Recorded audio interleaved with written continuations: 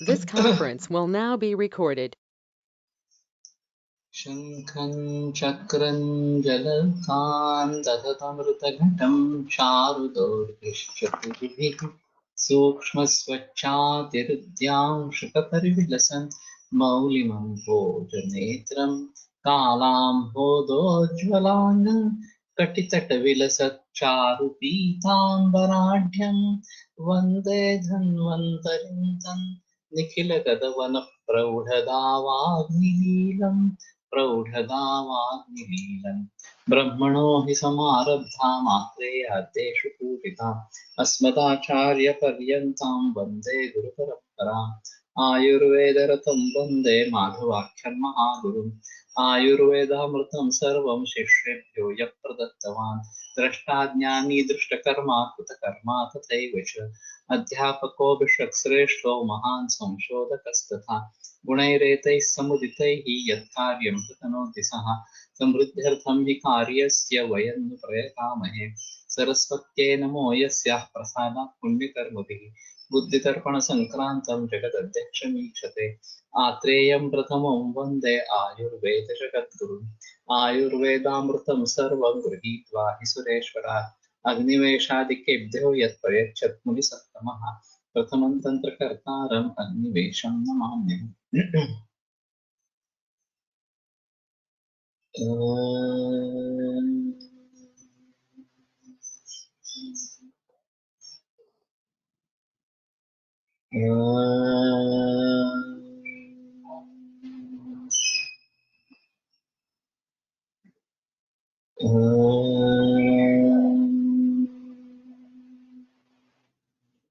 ओम शांति शांति शांति।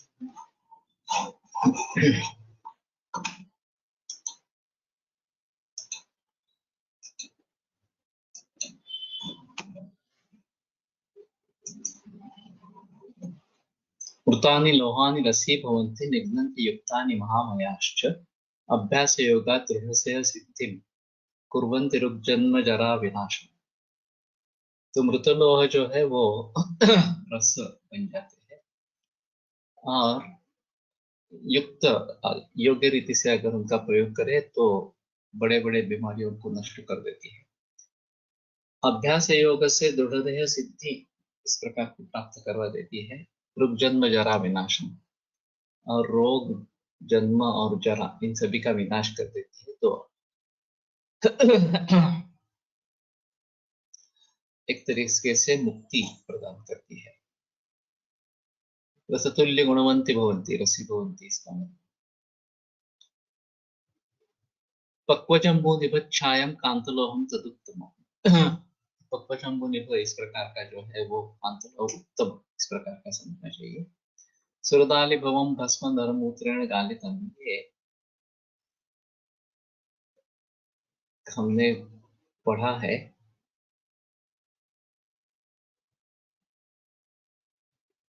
अक्षांगारैः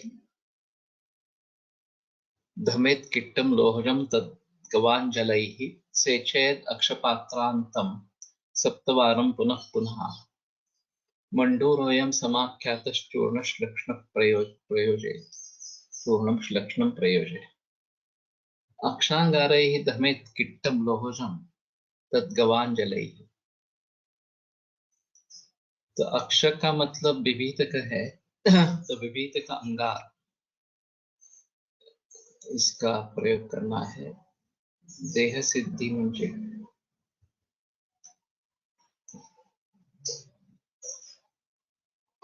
वास्तव में देह सिद्धि का मतलब रसायन कार्य करना, देह से सिद्धि होना इस प्रकार से।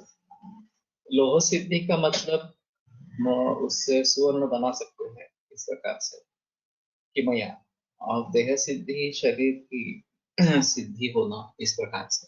तो एक अच्छा निर्जर इस प्रकार का शरीर प्राप्त होना, ये देह सिद्धि कह रहे हैं। तो गोजल में सेचेत अक्षपात्रांत, तो अक्षपात्र में गोमय गोमूत्र रख के उसमें वो लोहज किट्ट जो है वो अक्षांगार ही बचे। तो विभीतक के कोयले पर उसको जलाए, फिर विभीतक के ही पात्र में गोमूत्र रख के उसमें डाले। सप्तवारम पुनः पुनः, ये 7 बार करना है। मंडूरोयम समाख्यातः चूर्णम श्लक्षणम प्रयोज्य, इसको मंडूर कहते हैं और उसका श्लक्षण चूर्ण प्रयोग में लाए। गोमूत्रे त्रिफला क्वाथ्या तत्वाते सेचे शनैः लोहपित्तम सुसंतप्तम यावत् जीर्यति तत्स्वयं तच्चूर्णम जायते पेशम मंडूरोयम प्रयोज्य।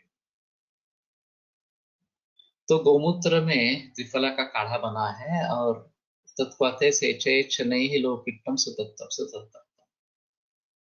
तो लोहपिट्ट गरम करके उसमें डाले। यावत जीर्यति तत्स्वयं, जब तक वो खुद जीर्ण नहीं हो जाता। तो चूर्णम जायते पेश्यम, तो उसका चूर्ण बन जाता है, उसको पेषण करना है, ये मंडूर कहलाता है। ये गुण मारते मुंडे ते गुणा मुंड किष्टके तस्मात् सर्वत्र मंडूरम रोग शांति प्रयोज्य। तो मृत मुंड लोह के जो गुण है वही मुंड किष्ट में भी है, और इसलिए सर्वत्र मंडूर जो है वो रोग शांति के लिए प्रयोग करें। अभी पुराने किलों पे जो लोहे की तोफखाना वगैरह इस प्रकार से रहते हैं, उसमें से काफी वैद्यों ने मंडूर इकट्ठा किया है। 80 बरस पुराना कम से कम चाहिए मंडूर। अगर उससे भी ज्यादा है तो अभी ये तो 300-400 बरस पुराने हो जाते हैं, तो कहीं अभी रहा नहीं है ज्यादा। फिर भी कोई इस प्रकार का सुनसान किला हो और उसमें ये तोहफे रखी हो, तो वो पॉसिबल है कि वहां से मंडूर इकट्ठा कर सकते हैं। और ये काल के परिणाम से ये अच्छा काम करने वाला इस प्रकार का होता है, क्योंकि उसका पचन तो होता ही रहता है काल की दृष्टि से। तो ये फिर एक अच्छा काम करने वाला इस प्रकार का होता है। किट्टा दशगुणम मुंडम मुंडा तीक्ष्णम शतोन्मितम तीक्ष्णालक्षगुणम कांतम भक्षणात् कुरुते गुणा तस्मात् कांतम सदा सेव्यम जरा मृत्युहरम्। तो किट्ट से दशगुण मुंड, मुंड से तीक्ष्ण शतोन्मित 100 गुना, तीक्ष्णाल लक्ष्य गुणम कांतम, उससे भी लक्ष्य गुण कांत है, भक्षणात् कुरुते गुण, तो ये भक्षण से गुण करते हैं। तस्मात् कांतम सदा सेव्यम जरा मृत्युहरम नृणाम्, तो इसलिए कांत लोह भस्म का सदैव सेवन करना चाहिए, जरा मृत्युहर इस प्रकार का है। ये भी हमने पढ़ा था। अशुद्ध लोहम न हितम निषेवणात् आयुर्बलम कांति विनाशे निश्चितम हृदि प्रपीड़ा तनुते ही अपाटव रुजं करोत्येव विशुद्धिमाय। तो अशुद्ध लोह ये हित नहीं है, उससे निषेवण से आयुर्बल कांति इनका विनाश होता है निश्चित रूप से, हृदय में पीड़ा होती है, और अपाटव और रुजा एक करता ही है। तस्मात् विशुद्धि मारे, इसलिए माषण करके ही इनका प्रयोग करना चाहिए। अभी आधुनिक वैद्यक में लोह का वैसे ही प्रयोग किया जाता है, उनके यहाँ तो शोधन मारण इस प्रकार की कोई प्रक्रिया नहीं है, और उससे बहुत सारे लोगों में कॉन्स्टिपेशन होता है ऐसा दिखता है। इंजेक्टेबल फॉर्म में लेते हैं तो एक अलग चीज है, लेकिन जो आयन कंपाउंड्स लिए जाते हैं वो इसमें शोधन मारण की प्रक्रिया नहीं होती। तो मंडू सहज करून करता येतो का? हा काढता येतो. अपताव, क्या अपताव क्या है?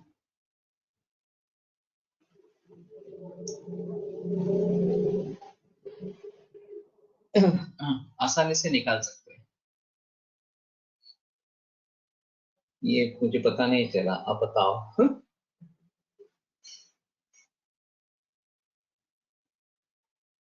तो कांतलोह का प्रयोग करना चाहिए भस्म करके इस प्रकार से। वोमिटिंग पण होते आयन सप्लिमेंट्स मुळे, बऱ्याच लोकांना, स्पेशली गर्भिणी. अपाटव लिहिले. अपाटवम, पाटव का अर्थ पटुता, कुशलता इस प्रकार का है, तो अकुशल व्यक्ति बन जाता है, ऐसा थोड़ा सा उसका अपाटव.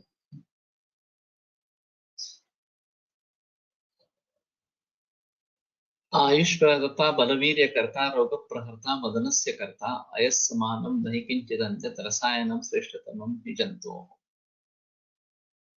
तो ये आयुष प्रदान करने वाला, बलवीर्य निर्माण करने वाला, रोग प्रहर्ता, रोग का नाश करने वाला, मदनस्य करता, मदन निर्माण करने वाला, अयस्समानं हि नहि किंचिद अन्यत् रसायनम श्रेष्ठतमं हि जंतु. तो अयस के समान दूसरा कोई रसायन, श्रेष्ठतम रसायन नहीं. तो मंगेश उस दिन में नहीं था. मंगेश ठन के आज है क्या? कांतलो भस्म किसी ने बनाया है क्या? मेरे ख्याल में किसी ने डाला था. आहे हाँ. कांतलो भस्म बनाया है क्या तुमने? हाँ.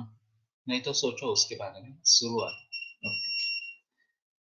तो ठीक है. कांतलो भस्म एक बार 10 फुटे झाले. ठीक है. तो हम सोचते हैं कि ये मिलेगा, और ये वैसे सस्ता है रौप्य सुवर्ण के हिसाब से या वज्र के हिसाब से, और गुणकर्म भी अच्छे इस प्रकार के बताए गए हैं, तो ये शायद बन सकेगा. अथ वंगम, खुरकम मिश्रकं चेति द्विविधम वंगम उच्यते, खुरन तत्र गुणैः श्रेष्ठम मिश्रकम नहीं तम. तो खुरा और मिश्रक है, उसमें खुर श्रेष्ठ है. धवल मृदुल स्निग्धम धृतद्रावम सगौरवम निश्रत्न खरवंगम स्यात्. मिश्रकम श्याम शुभ्रकम. तो धवल मृदुल स्निग्ध धृतद्राव, मदन करता यानी वाजीकरण. हाँ बराबर. तो मदन को निर्माण करने वाला वाजीकरण इस प्रकार का है. तो रसायन भी है, वाजीकरण भी है, और रोगों का नाश करने वाला भी है.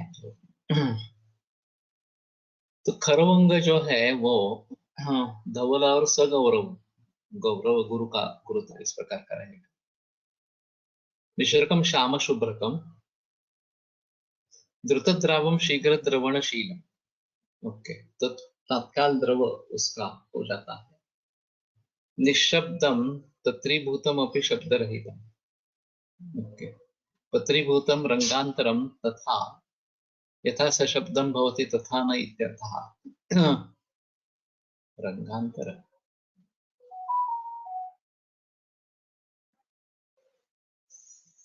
कृष्ण श्वेत मिश्र वर्णत्वात् मिश्रकमिति संज्ञान्ये. वंगन तिक्तोष्णकम रूक्षम ईषद वात प्रकोपणम मेहश्लेष्मामयघ्नं च मेदोघ्नं कृमिनाशम. ते तिक्त, उष्ण, रूक्ष, ईषद वात प्रकोप करने वाला, मेहश्लेष्मामय इनका नाश का, कफ के रोगों का नाश करने वाला, मेदोघ्नम, ये भी एक ध्यान में रखना चाहिए, कृमिनाशनम, और कृमिनाशन. खास करके सुश्रुत में वंग दधिमंड के साथ, दधि मुंडे ही है मेरे ख्याल में, देने के लिए कहा है, और वो कृमिनाशक इस प्रकार का है. तो वंगम भक्षयतो नरस्य न भवेत् स्वप्ने भी शुक्र क्षयः. ये जो उसकी फलश्रुति बताई गई है वंग भस्म की, उसी को ध्यान में रखते हुए ज्यादातर उसका प्रयोग होता रहता है. जहाँ शुक्र क्षय है और इच्छा ज्यादा है, तो वहां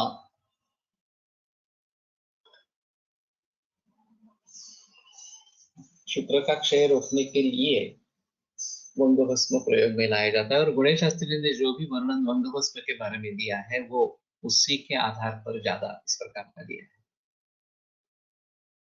और ये वंग मिश्रण मैंने बताया था कि वंग एक भाग, स्वर्ण मक्षिक 2 भाग, और परवाल 4 भाग. ये पणसलकर जी के प्रयोग में था, गुणी शास्त्री से लेकर। तो ये शुक्र के ऊपर अच्छा काम करता है और बहुत सारे मरीजों में मैं प्रयोग करता रहता हूँ उसका। उसका भी सूक्ष्मकरण किया है, तो वो भी सूक्ष्म डोज में ही देता हूँ इस प्रकार से। द्रावयित्वा निशायुक्ते क्षिप्तम निर्गुणिकारस्य विशुद्धि त्रिवारेण कुर्वंगम न संशयः।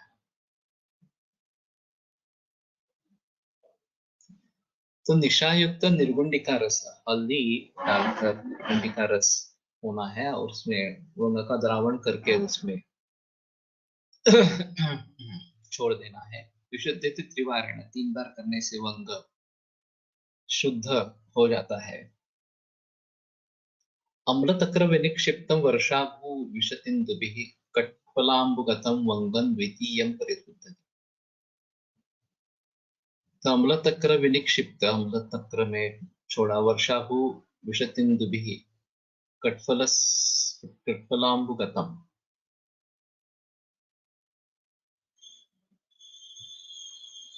तो वर्षाभू पुनर्नवा और विषतिन्दु, इससे कटफल के जल में अम्लतत्व विनिक्षिप्त इस प्रकार का वंग शुद्ध हो जाता है। वर्षाभू विषतिन्दु भी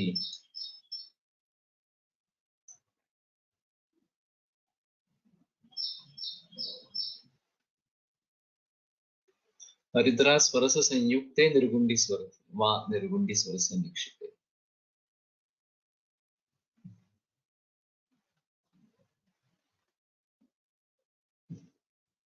अम्लतक्रे दिनत्रयं पुनर्नवा विषमुष्टिक्वाथे दिनत्रयं तथा कटफलक्वाथे च दिनत्रयं वंगम निमज्ज स्थापयेत्।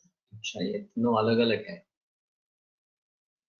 तो अम्लतक्र 3 दिन, पुनर्नवा विषमुष्टिक्वाथ 3 दिन और कटफलक्वाथ 3 दिन। विनिक्षिप्तम इत्यत्र विनिपिष्टम इति पाठे अम्लतक्रेण सह वंगम निष्पिष्य वर्षाभू विशतिन्दुक्वाथे कटफलक्वाथे च दिनत्रयं स्थापयेत्। ये दूसरा पाठ है कि अम्लतक्र से उसका पेषण करके फिर पुनर्नवा और ये विषमुष्टि उसके क्वाथ में और कटफल के क्वाथ में डाले।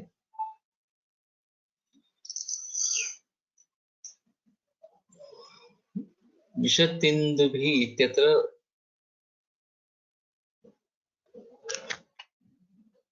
द्वश वृषतिन्दुभिः इति पाठे वृषवामकः वासकः तिन्दु विशतिन्दुकः, तो अड़ोसा होगा उसमें।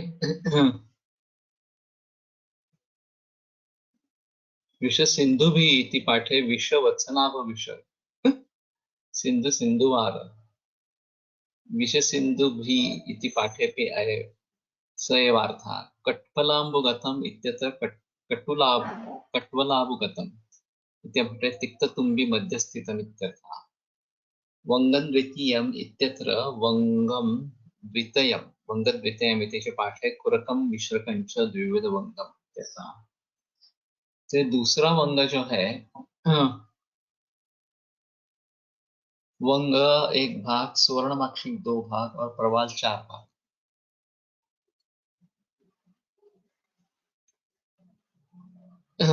तो दोनों प्रकार का वंग इस प्रकार से करने से शुद्ध हो जाता है। वैसे जो दूसरा वंग है विसर्ग, वो प्रयोग में नहीं लाना है, करवंग ही करने का है।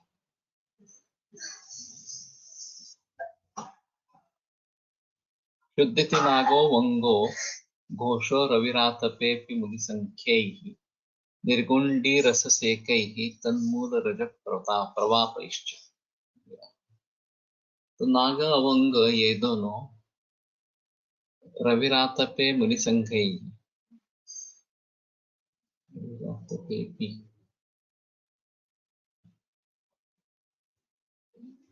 मुनिसंख्यैः, मुनि 7 है तो 7 बार करना है। रवि ही रविरात पे पिए समझ में आया, घोषो समझ में नहीं आ रहा। घोषः कांस्यकं रविताम्रम सप्तसंख्ये। तो नागवंग, ये क्या बताया मैंने, कांस्य और ताम्र रवि आतपेपि मुनिसंख्यैः निर्गुण्डी रस सेकैः।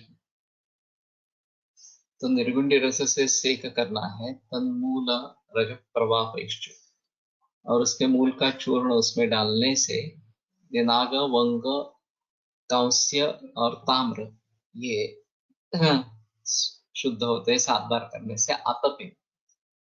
तो ये धूप में ये सब करना है।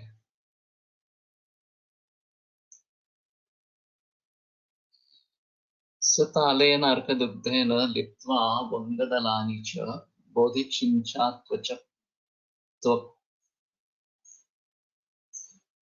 क्षारैः दग्ध्याल्लघुपुटानि च मर्दयित्वा चरेद्भस्म तद्रसादिशुक्षस्य। तो मारण है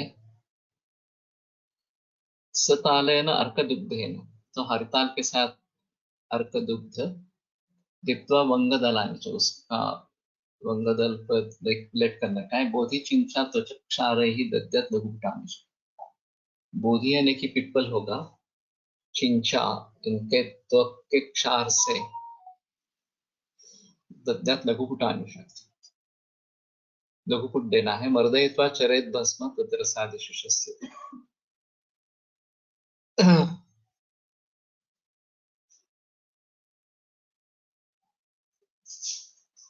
सतालेन हरिताल सहितेन बोधि अश्वत्थः चिंचा तिन्तिणी तचक्षारैः चरेत चाचरेत आचरेत रोगेषु प्रयुञ्जीत।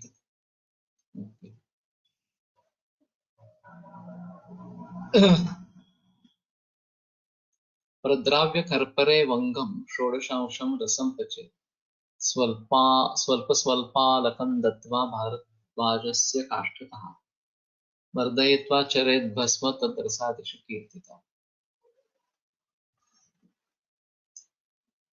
तो खरपर में वंग द्रवीभूत करके डालना है, षोडशांशम रसं क्षिपे, और एक षोडशांश पारद उसमें डाले, स्वल्प स्वल्पालकम दत्वा भरद्वाजस्य काष्ठतः, और थोड़ा थोड़ा हरताल डाल के भरद्वाज काष्ठ से मर्दयित्वा चरेत भस्म। भरद्वाज काष्ठ क्या है?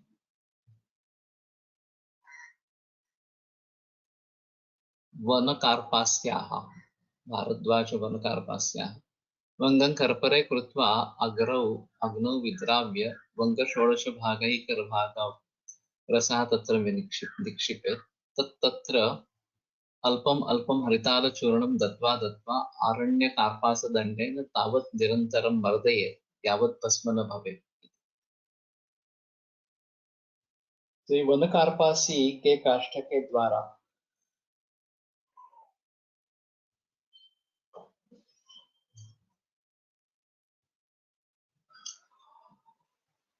मर्दन करना है। जब तक भस्म नहीं बनता तब तक ये करते रहना चाहिए। पलाशद्रवयुक्तेन वंकपत्रं प्रलेपयेत् तालेन पुटितं पश्चान् म्रियते नात्र संशयः। तो पलाश स्वरस, इसको भगवान के पत्र पर उसका लेप दे और फिर हल्का डालकर पुट दे, तो पश्चान म्रियते नात्र संशयः। पलाश मूल रस, बलात् तैल संलिप्तं वंगं वस्त्रेण वेष्टितं चिंचा पिप्पल पालाश काष्ठाग्नौ याति पंचताम्। तो बलात् तेल का लेप करके वस्त्र से वेष्टित करके चिंचा पिप्पल पलाश काष्ठाग्नौ, इनके काष्ठ के अग्नि पर उसका पचन करे तो ये मृत हो जाता है। तो ये अहम मुद्दा है यहाँ पे कि कई जगह किस प्रकार का अग्नि प्रयोग में लाना है ये बताते रहते हैं। और फिर वहां सिर्फ उष्णता का संबंध नहीं है। वही टेम्परेचर अगर हम दूसरे किसी तरीके से भी तैयार कर सकते हैं, पा सकते हैं, तो भी इसकी खासियत रहेगी कि इन्हीं काष्ठों का अग्नि देना है। तो ये बात एक अहम है। उससे ये थोड़ा सा साबित होता है कि जिस काष्ठ को जलाकर हम अग्नि निर्माण कर रहे हैं, उसका कुछ ना कुछ परिणाम उस द्रव्य में हो जाता है जिसका पचन हो रहा है।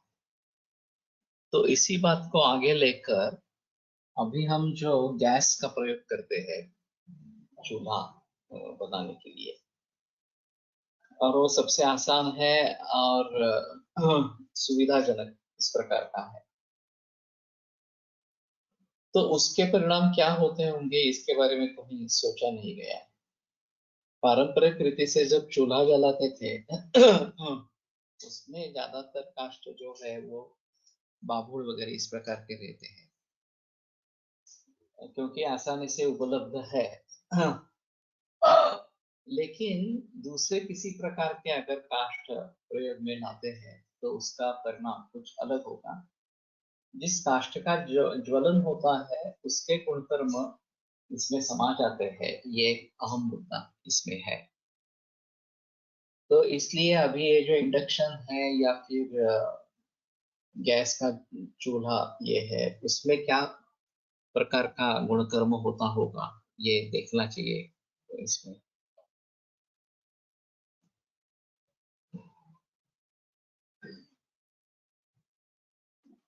वंगस भस्म समं कांतम व्योम भस्म च तत्समं वर्धयत् कनकांभोभिः निम्बपत्र रसैरपि दाढिमुख्य मयूरस्य रसेन च पृथक् पृथक् भूपालावत् भूपालावर्तभस्माथ विनिक्षिप्य समांशका गोमूत्रक शिलाधातु जलैः सम्यक् विमर्दय ततो गुकुलतोयेन मर्दयित्वा दिनाष्टकम् विशोष्य परिचूर्ण्याथ समभागेन योजयेत् पृष्ठं बन्धूकनिर्यासयेत् नाकुली बीजचूर्णकैः ततः क्षिपेत् करण्डान्तर्विधाय पट्टगालितं गोतक्रपिष्टरजनी सारेण सह पाय्ये चतुर्भिर्वल्लकैस्तुत्यं रम्यं वंगम रसायनम्। तो वंग भस्म के समान कांत और अभ्रक ये उसके समान,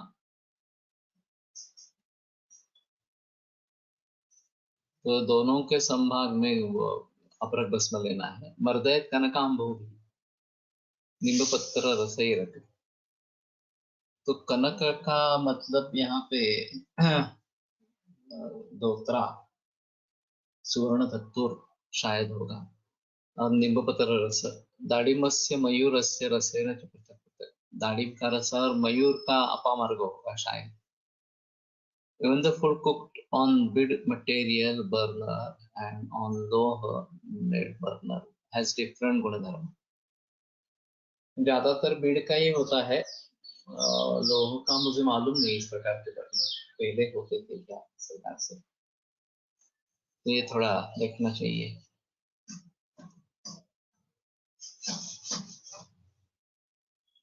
कनकाम्भोभिः धतुरपत्रसरसैः कनकाम्भोभिः इत्यत्र कनकाम कनकाश अम्भोभिः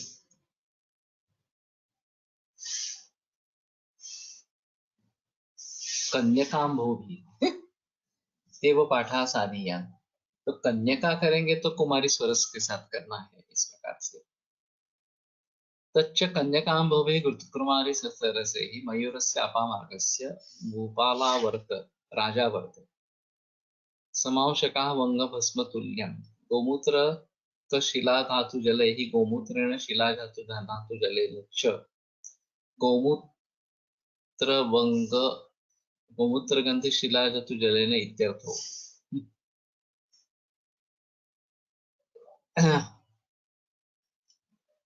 तो राजावर्त गोमूत्र का शिला धातु जल ही सम्यक विवर्तते। तो गोमूत्र का पित्तल बर्नर फूड इज डिफरेंट। पित्तल के भी बर्नर आते हैं।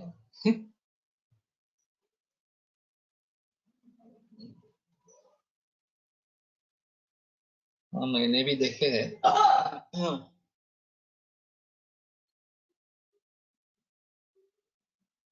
तो एक बार देखना चाहिए कि गैस स्टोव जहाँ पे मिलते हैं किस किस प्रकार के बर्नर मिलते हैं, किन किन धातुओं से बने।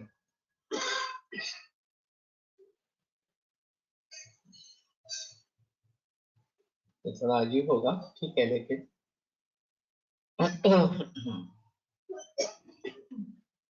yes, nowadays mostly of pittal.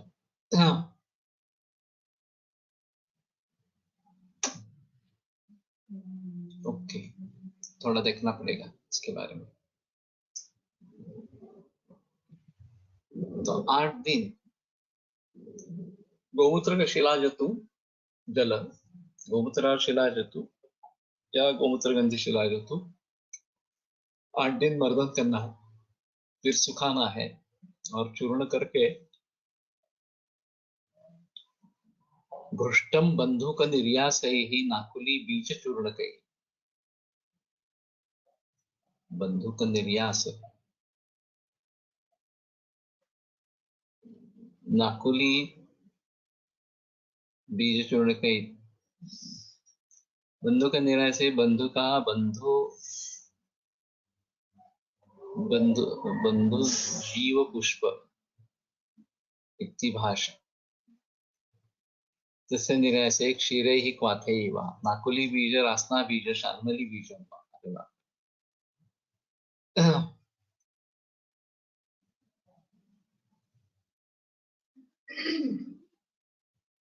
ततः क्षिपेत करंडांतर विधाय पटगालितम्।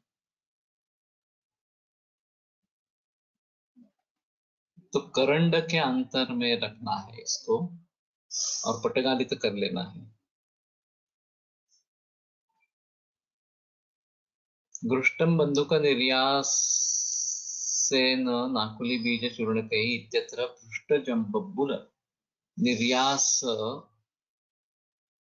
बब्बुल निर्यासैः बाकुची बीज चूर्णकै इति पाठे बाकुची सोमराज वंगकांतलोहाप्रकभस्म तुल्यमानं गृहीत्वा।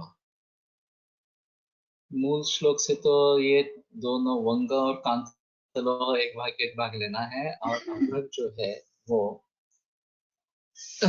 उन दोनों के समान लेना है, ऐसा थोड़ा सा अर्थ दिखता है।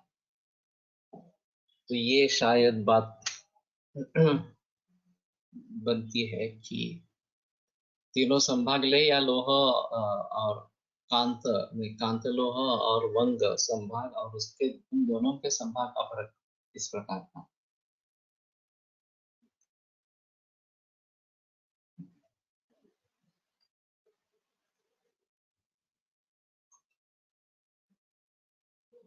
तो विस्त्रपूतम विधेय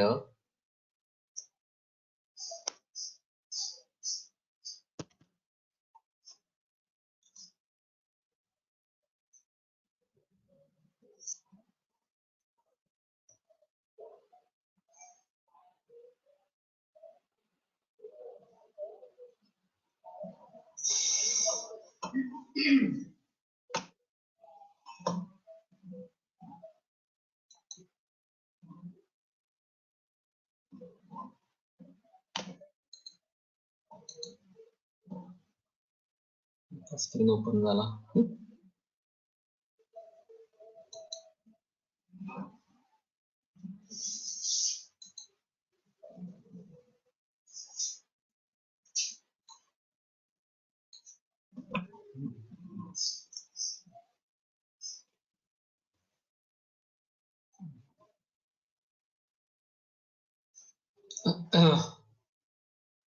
गोतक्र पृष्ठ रजनी सारेण सह पाणि। रजनी सार, तो गोतक्र पृष्ठ रजनी इसका सार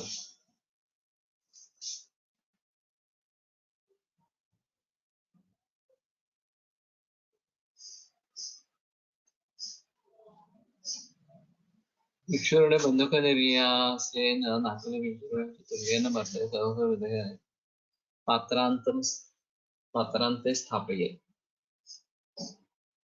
अष्टरक्तमितं चूर्णं हरिद्राचूर्ण गगतकरालुपानेन योजयेत्। तिलतैलतिलबीजं वा तिलोद्भव तिक्ततुण्डीरनिम्बिम्बोपरि।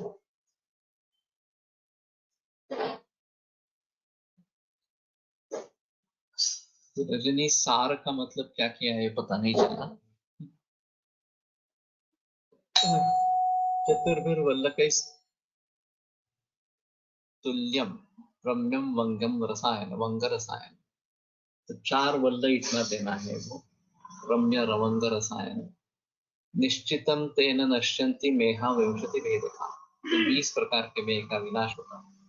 शालयो मुद्गसूपंच नवनीतम तिलोद्भवम् पटोलम तिक्ततुंडीरम तक्रम पथ्याय शस्य। तो शाली मुद्गसूप नवनीत और तिलोद्भवम तैल या तिल पटोलम तिक्ततुंडीरम तक्रम पथ्याय शस्य। तो ये सब पथ्य है। तो इसमें शाली भी एक पथ्य बताया गया है प्रमेह का नाश करने के। फलश्रुति में केवल प्रमेह है कि 20 प्रकार के मेह है इस प्रकार। हाँ, ये मिलता है क्या बाजार में? वंग रसायन।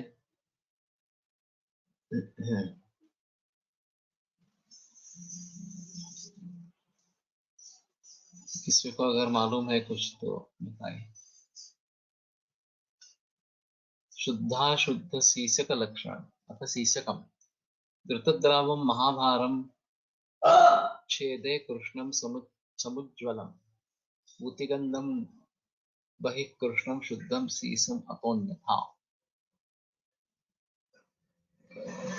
तो तत्काल जो द्रव होता है ध्रुव होता है छेदे कृष्णम छेद करने पर कृष्ण वर्ण का समुज्ज्वलम और उज्ज्वल वर्ण का पूतिगंधम पूतिगंध इसका वह बही कृष्णम बाह्य रूप से काला शुद्धम शीशम अतोन्यथा। ये शुद्ध शीश है और उसके अलग विपरीत गुण वाला ये अशुद्ध शीश इस प्रकार। अत्युष्णम शीर्षकम स्निग्धम तिक्तम वात कफापहम प्रमेह तोय दोषघ्नं दीपनं चाम वातम। तो ये अत्युष्ण है स्निग्ध तिक्त वात कफापह है प्रमेह तोय दोषघ्नं। तो ये थोड़ा अच्छा है कि पानी के दोष का नाश करने वाला। अब इस दृष्टि से सीकेडी में इसका प्रयोग भलीभांति किया जा सकता है। और जहां जहां पानी ज्यादा पीने से कुछ हुआ है वहां पे प्रयोग कर सकते हैं। आमवातनुत ये भी एक अलग चीज है। आमवात में प्रयोग में लाया जाता है। तो सुवर्ण भूपति रस में है नाग है और सुवर्ण भूपति रस आमवात की एक अच्छी दवा इस प्रकार की है। तो ये नाग भस्म के जरिए लेकिन तिक्त रस कहा गया है नाग लवणगढ़ में डाला गया है। तो ये भी एक अलग इस प्रकार का नाम है।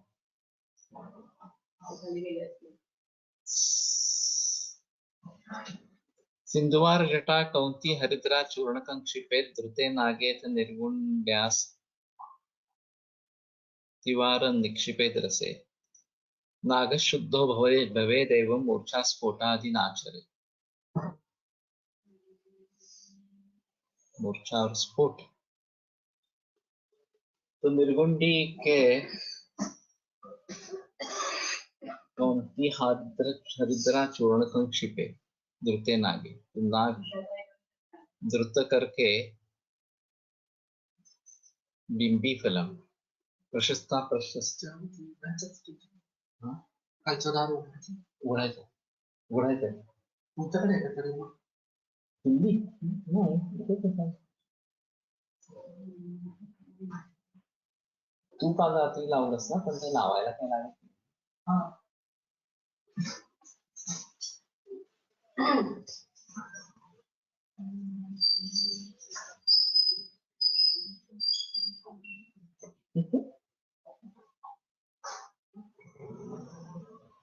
बरं तर किल्ली उघड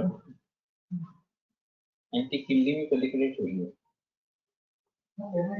त्या ह्याच्यामध्ये काही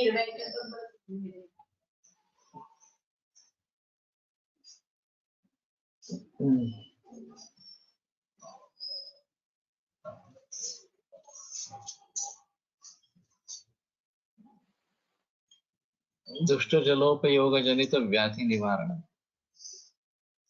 कौंती रेणुकम शीर्षकम अग्निसंतापेन विलाप्य सिंधुवार मूलादिना चूर्णैः सह घृष्ट्वा निर्गुण्डी रसे निक्षिपे एवं वारत्रयम्.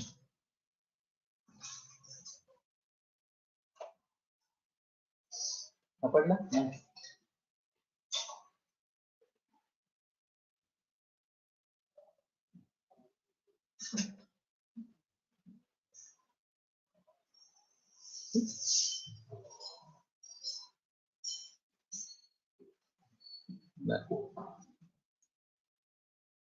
मूर्छा स्फोटादि नाचरे, तो मूर्छा स्फोट वगैरह नहीं करेगा. तिर्यगाकार चूल्यान्तु तिर्यक वक्त्रं घटं न्यसे तंचवक्त्रं विना सर्वं गोपयेत् यत्नतो मृदा भृष्टयन्त्राभिधे तस्मिन् पात्रे सीसं विनिक्षिपेत् फलविंशतिकं शुद्धम् अधः तीव्रानलं क्षिपेत् धृतेनागे क्षिपेत् सूतं शुद्धं कर्षमितं शुभम् घर्षयित्वा क्षिपेत् क्षारम् एकैकं हि फलं फलम्. अर्जुनस्याक्षवृक्षस्य महाराजगिरेर. असं कुठे गेलं?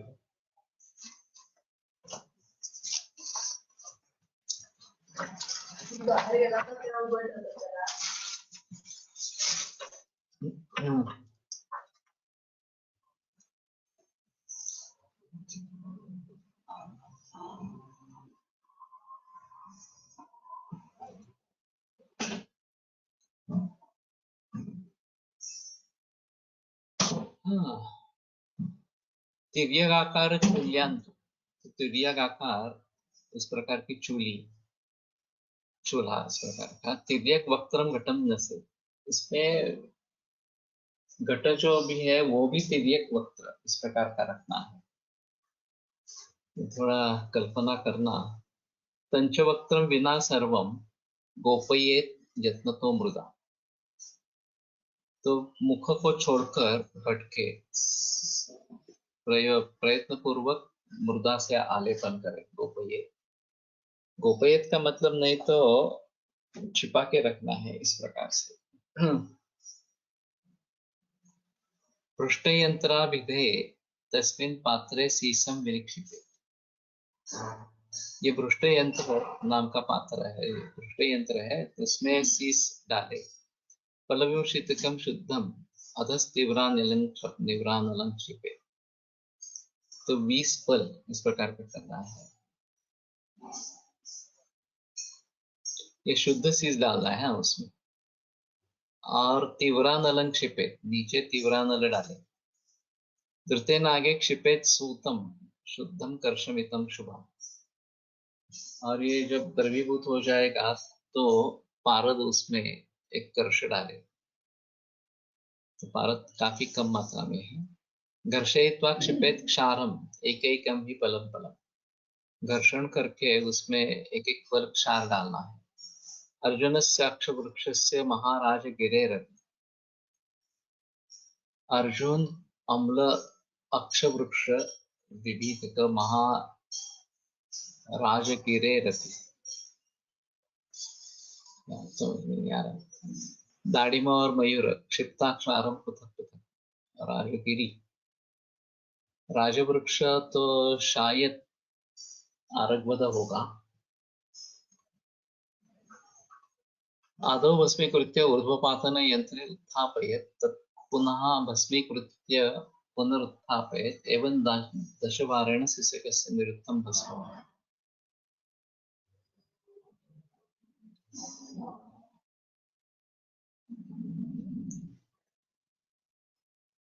महाराजगिरी शाक विशेष। अरे बाप रे, तो राजगिरा होगा शायद। राजगिरी राजशाकमिति यावत् सतु स्थूल लघु स्थूल भेदेन द्विधा अत्र च स्थूलो ग्राह्यः मयूरः पामरः। अत्र इदं कार्यं वक्राकारः चुल्ली कृत्वा तदुपरि घटमेकं वक्रमुखं कृत्वा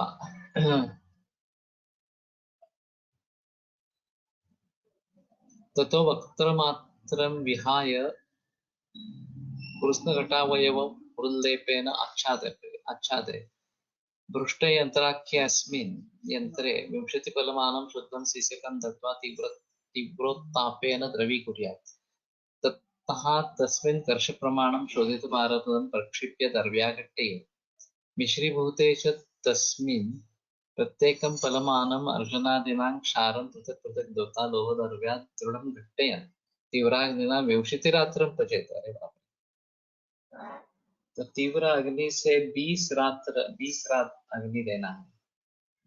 कपोतच्छायं पारावतवर्णं धूसरवर्णमिति यावत्। गुणेश शास्त्री ने जब इसके गुणकर्म लिखे हैं तो उसमें ये धातु अत्यंत कोड गया है।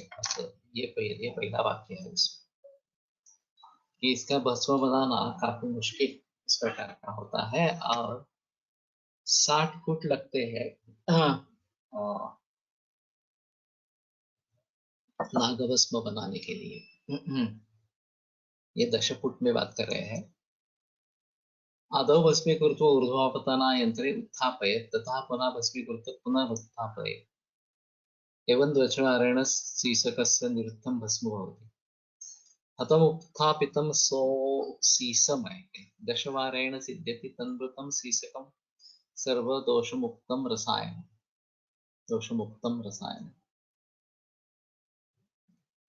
रक्तं तज्जायते भस्म कपोतच्छायमेव वा नागं दोषविनिर्मुक्तं जायते इति रसायनं। तो इसके बारे में काफी सजग रहना पड़ेगा। जो भी टॉक्सिसिटी अभी पाई गई है आयुर्वेदीय औषधों में भारत में या भारत से बाहर, वो नाग के जरिए है। सभी रसौषधि में पारद का प्रयोग है, फिर भी पारद से किसी को टॉक्सिसिटी हुई या ताम्र से हुई या दूसरे किसी से हुई ऐसा नहीं देखा गया। जो भी केसेस सामने आए हैं वो नाग के ही है। तो ये अगर अच्छी तरीके से बनेगा नहीं तो तकलीफ होगी और ये शास्त्र के लिए भी अच्छा नहीं है हमारे। तो उसमें एक दूसरी बात ऐसी है कि आयुर्वेदिक दवा बाजार में जो लोग आयुर्वेदीय वनस्पतियों को बेचते हैं वो उसके साथ में ये सीसा नाग वगैरह भी बेचते हैं, तो वहां पे कंटेमिनेशन हो सकता है इसका। और लेड एसिड बैटरीज ये एक बड़ा सोर्स है पोल्यूशन के हिसाब से, और इसमें से लेड निकलता रहता है तो वो जमीन में घुस जा सकता है। पहले लेडेड पेट्रोल भी था, शुरू में जो पेट्रोल था वो लेडेड पेट्रोल था इस प्रकार। और जापान में ये देखा गया कि ब्रेस्ट मिल्क में स्तन्य में 700 गुना अधिक लेड पाया गया। तो हम कल्पना कर सकते हैं कि ये कितने भीतर डीप चला गया था इस प्रकार से।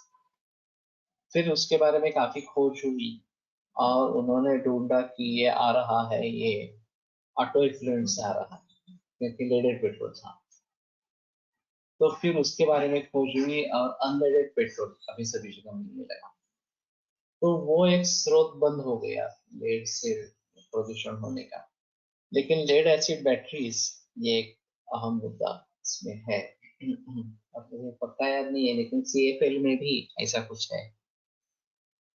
अभी CFL के जगह LED आए हैं, अब मालूम नहीं है उसमें कुछ इस प्रकार की विनाशक शक्ति है या उससे जुड़े हेल्थ के इश्यू है। लेकिन इन सभी बातों को ध्यान में रखना बहुत जरूरी इस प्रकार का रहेगा। और दूसरी बात ऐसी है कि ये जो होते हैं फ्री रेडिकल्स होते हैं। इस प्रकार से प्रदूषण के द्वारा जो लेड आता है वो फ्री रेडिकल्स होते हैं, और जो अशुद्ध भस्म बना और उसके जरिए आए हैं वो कंपाउंड होते हैं, इसको लेकर, शीशे को लेकर। तो ये फ्री रेडिकल्स और उसमें अंतर करना चाहिए। और अगर अच्छी तरीके से नागोदस को बना है और फिर गर्भपाल रस में या सुवर्ण विभूति में उसका प्रयोग किया है तो वहां लेड पाया जाएगा, लेकिन वो संयोग होगा, वो प्योर लेड नहीं होगा, फ्री रेडिकल नहीं होगा, तो उससे नुकसान नहीं होना। लेकिन अभी लैब में एनालिसिस करते हैं तो हाँ लेड है, इस प्रकार से बता देते हैं, और फिर घबरा देते हैं कि नहीं नहीं आयुर्वेदिक दवा ले रहे हो, इससे लेड टॉक्सिसिटी हो रही है, तुम दवा बंद करो, इस प्रकार से। तो ये बड़ा अजीब माहौल है। एलोपैथी के सभी ड्रग्स के लिए साइड इफेक्ट्स है, केमोथेरेपी वगैरह तो well established with side effects है, फिर भी केमोथेरेपी नहीं लेनी है ऐसा कोई नहीं बताता। लेकिन जो भी कुछ दो चार उदाहरण हुए हैं लेड टॉक्सिसिटी के, उसको लेकर आयुर्वेद को कोसा जाता है और एक इंटरनेशनल लेवल पर इसके बारे में बहुत बहस होती रहती है। तो इसके बारे में हमें थोड़ा सजग इस प्रकार का रहना पड़ेगा। बेहतर ऑप्शन है कि अच्छी तरीके से बना नागभस्म ही प्रयोग में लाए, ट्रस्टेड होना चाहिए, और वो भी 6 करके ही उसका प्रयोग करें, तो मात्रा बहुत कम इस प्रकार की रहे। अब ये रिलायंस रेलिगेयर, ये कंपनी ऐसी है कि ये उनका पैकेज में लेड का भी करती है, और जब कभी एलोपैथी के अस्पताल में पता चलता है कि ये दीर्घकाल से आयुर्वेदिक की दवा ले रहे हैं तो तुरंत लेड टॉक्सिसिटी के लिए, लेड के प्रेजेंस के लिए भेज देते हैं, और उसमें अगर लेड पाया गया उनके हिसाब से ज्यादा मात्रा में इस प्रकार से, तो फिर आयुर्वेद को कोसना शुरू कर देते हैं। तो ये इससे सभी से हमें थोड़ा जागरूक होना चाहिए। एक मैंने अजीब अनुभव देखा था, पुनर्वसु केस एडमिट, कामला थी और बुढ़ापा था, जिसने एडमिट किया था वो एक अच्छे वैद्य है, और उसके रिश्ते में ये केस थी, उसके दादा या नाना इस प्रकार के थे। तो एक एलोपैथी के डॉक्टर मिलने के लिए आए और हमारे ही अस्पताल में, अरे ये आयुर्वेद ले रहे हैं तो इसकी किडनी फेल हो गई होगी, इस प्रकार से उन्होंने बड़े जोर से बता दिया सभी। अब आप आयुर्वेद के अस्पताल में अपने मरीज को, रिश्तेदार को मिलने के लिए आए हैं, और वहीं पे इस प्रकार के केवल आयुर्वेद दवा ले रहा है तो इसकी किडनी निश्चित रूप से फेल हुई, इस प्रकार से उन्होंने बताया। तो मैं दूसरा मरीज देख रहा था दूसरी जगह, तो मैंने कहा कि ठीक है रीनल प्रोफाइल करें, क्या है देखने के लिए, इस प्रकार से। तो मामूली कुछ था, क्रिएटिनिन 2 या 3 ऐसा कुछ था, और किडनी फेलियर के एक भी लक्षण नहीं था। तो इस प्रकार के लोग रहते हैं। फिर भी वो जो छात्र थी वो अच्छी थी, उसने समझ लिया, और वो अच्छे होकर घर पे गए। लेकिन इस प्रकार से लोगों की वृत्ति है, इसको हम नजरअंदाज नहीं करना है, ये बात जरूर ध्यान में रखनी पड़ेगी। ठीक है, आज रुकते हैं। कल मेरे ख्याल में करना है तो एक 15-20 मिनट या आधा घंटा करेंगे, नहीं तो कल छुट्टी देंगे, शनिवार को मिलेंगे। तो बेटर ऑप्शन कल छुट्टी रखेंगे और शनिवार को मिलेंगे। आयुर्वेद प्रकांडो निगदितैः शल्यतंत्र प्रधानः शिष्टेभ्यः शाश्वतोऽयं निखिलजनकृपा व्याप्तचित्तेन येन आयुर्वेदस्य वाञ्छन् पुनरपि भुवने काञ्च सुष्ठु प्रतिष्ठां श्रेष्ठं धन्वन्तरिं तं प्रणमति च सदा वैद्यवर्गो हि नूनम् वैद्यवर्गो हि नूनम् ॐ